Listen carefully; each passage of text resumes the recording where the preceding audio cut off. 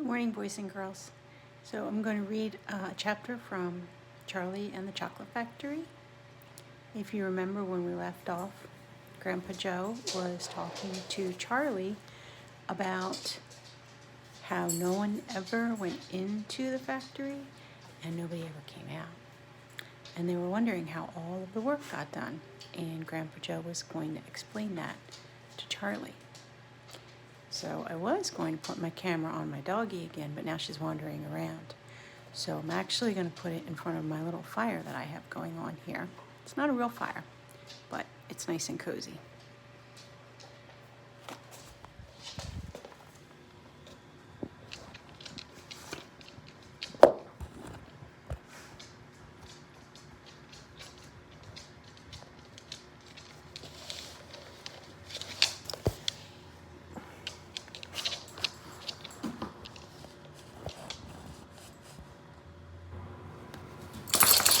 Okay, I think we're set now. Chapter 4, Secret Workers. Next evening, Grandpa Joe went on with his story. You know, Charlie, he said, not so very long ago, there used to be thousands of people working in Mr. Willy Wonka's factory. Then one day, all of a sudden, Mr. Wonka had to ask every single one of them to leave, to go home, never to come back. But why? Asked Charlie. Because of spies. Spies? Yes. All the other chocolate makers, you see, had begun to grow jealous of the wonderful candies that Mr. Wonka was making, and they started sending in spies to steal his secret recipes. The spies took jobs in the Wonka factory, pretending that they were ordinary workers. And while they were there, each one of them found out exactly how a certain special thing was made. And did they go back to their own factories and tell? Asked Charlie. They must have, answered Grandpa Joe, because soon after that, Bickelgruber's factory started making an ice cream that would never melt, even in the hottest sun. Then Mr. Prodnose's factory came out with a chewing gum that never lost its flavor, however much you chewed it. And then Mr. Slugworth's factory began making candy balloons that you could blow up to huge sizes before you popped them with a pen and gobbled them up, and so on and so on.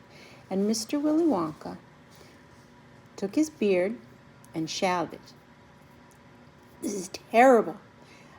I shall be ruined. They are everywhere. I shall have to close the factory." But he didn't do that, Charlie said. Oh, yes, he did. He told all of his workers that he was sorry, but they would have to go home. Then he shut the doors.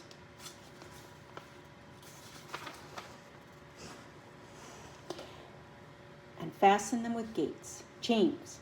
And suddenly, Wonka's giant chocolate factory became silent and deserted. The chimney stopped smoking, the machine stopped whirring, and from then on, not a single chocolate or candy was made. Not a soul went in, not a soul went out. Mr. Willy Wonka himself disappeared completely. Months went by, Grandpa Joe went on.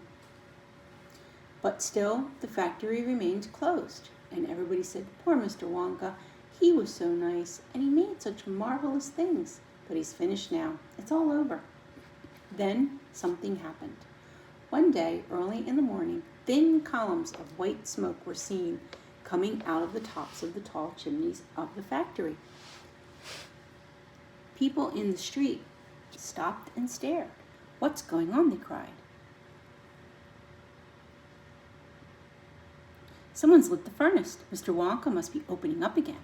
They ran to the gates, expecting to see them wide open, and Mr. Wonka standing there to welcome his workers back. But no, the great iron gates were still locked and chained as securely as ever, and Mr. Wonka was nowhere to be seen.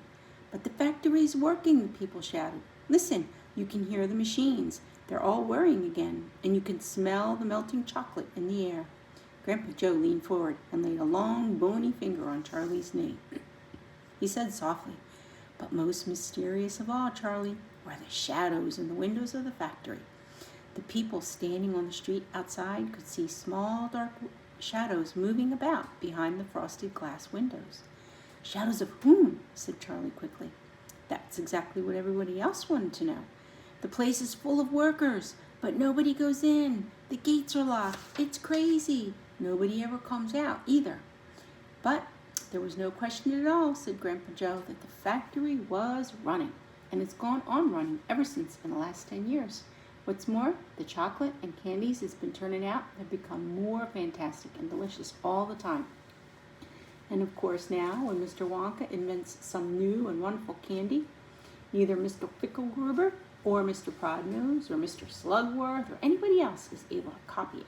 New spies can go into the factory to find out how it is made.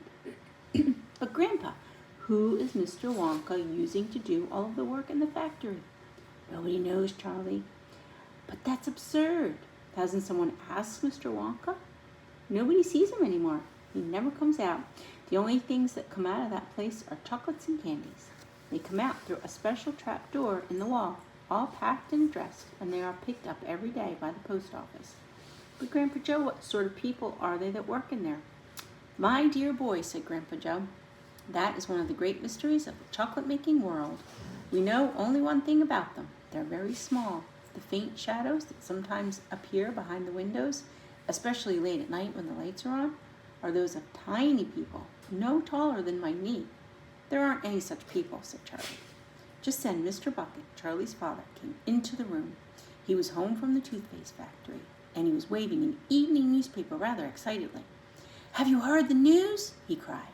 He held up the paper so that they could see the huge headline. The headline said, Wonka Factory to be opened at last to lucky few. And the next chapter is chapter 5, and it's The Golden Tickets.